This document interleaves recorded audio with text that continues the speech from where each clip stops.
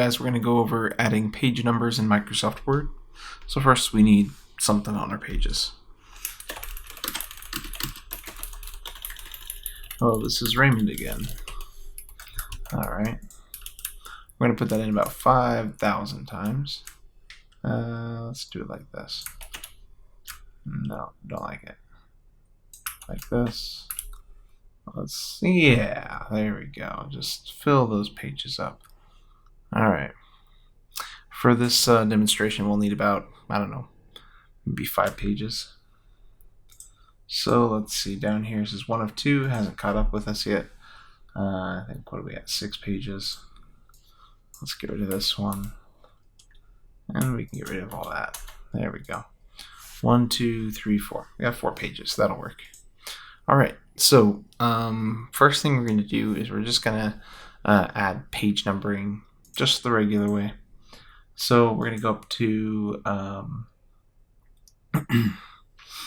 think it's in, is it in references? No, I think it's in insert. It's way over here. It always throws me off that it's so far over. Page number, and then top of page, bottom of page. We'll do bottom page. Bottom center is usually pretty common. They got brackets, they got color, they got all sorts of stuff here. Let's try something different. Brackets. There we go. That looks neat. So that's simple. We have page numbering. We have page 1, we have page 2, we have page 3, and we have page 4. But you know what? That's going to be it for this video. You can go through all the styles when you insert the page numbering, but on the next video I'll show you how to start the page numbering on a page other than page 1, or restart page numbering.